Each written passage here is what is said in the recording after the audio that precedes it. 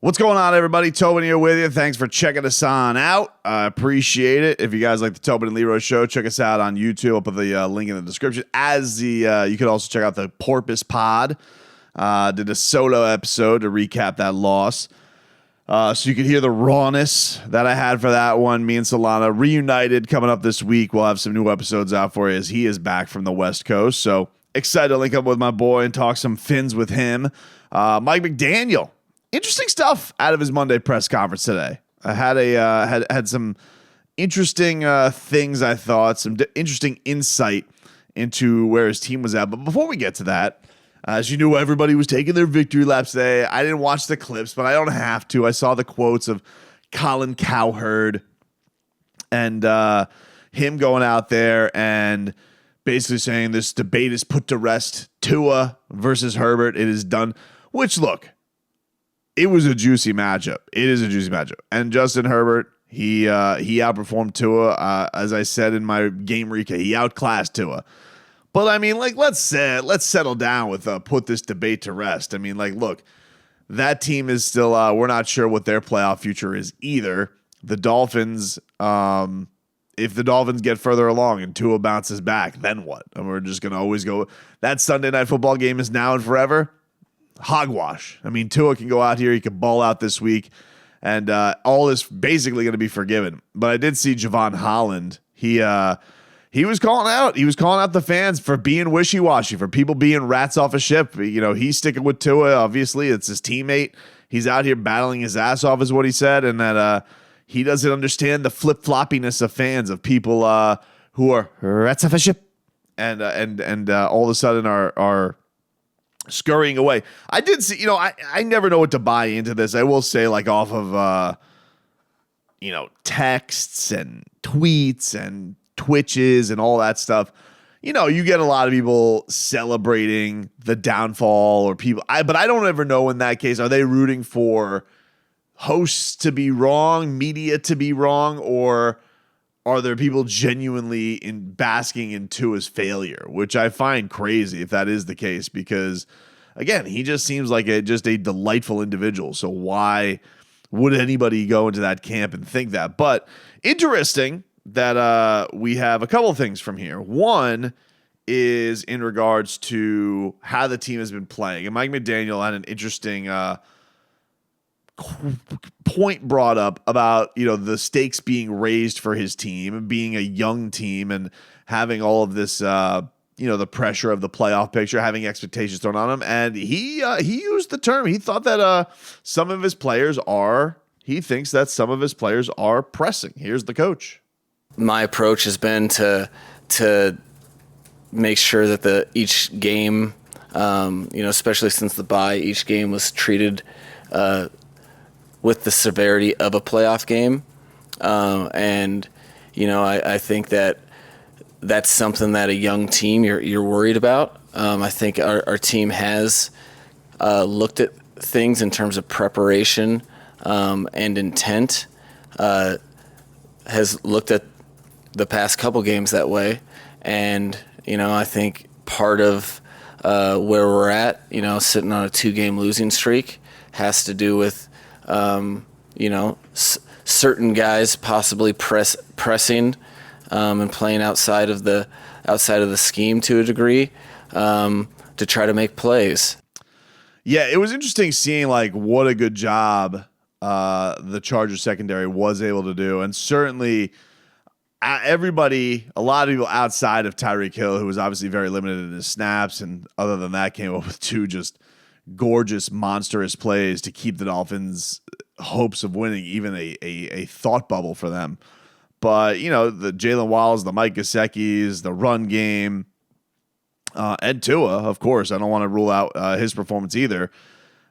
Just not as sharp. And I do think that there's a level of, certainly in that 49ers game, that to me was almost odder than last night. Last night was strange because the Chargers haven't been a very good defense. They've been letting up a lot of yards. So for them to have that kind of tuned in, locked in type of performance from their cornerbacks was very impressive. But the San Francisco game, you just had a quarterback that was just so off base on everything and just was so, just couldn't get the touch that we're so used to seeing with his accuracy. And so that thing, that is interesting to hear that he genuinely recognizes that in these high pressure games so far, he's seen a team and some guys appear to be playing, he says pressing, aka playing a little tight, trying to do too much. So it's an interesting thing that the coach seems to recognize out of these last couple of weeks, that maybe too many guys are. And you think about the guys who haven't. I mean, you looked at Tyreek Hill because he's been to every stage. He is a superstar. He breathes confidence. Comes up with the big deep touchdown pass. He comes up with the fumble reekski to get the big score there. So, but guys like Waddle, guys like Gesicki, these guys haven't really had those big moments yet. You certainly could look on the defensive side of the football, and you could look to the young guys like Wilkins and Jalen Phillips, and they're stepping up in a big way. We know that the secondary is banged up. Sounds like Byron Jones finally, that white flag got waved today about him coming back, as he said he's not counting on him coming back, as it's a question he's been asked every week about Byron Jones. When is he coming back? Xavier Howard has not looked himself this year, whether that's age, whether that's injury, who knows, but he hasn't looked like himself. You lost Brandon Jones in the middle of this year. You got to give a shout out to Kader Kohu, what a year he's had, and certainly a bounce back from what I thought was probably his worst game the week beforehand. He really, I thought, played pretty well this time around. And look, LA got their two big guns back healthy. Mike Williams made a big-time difference.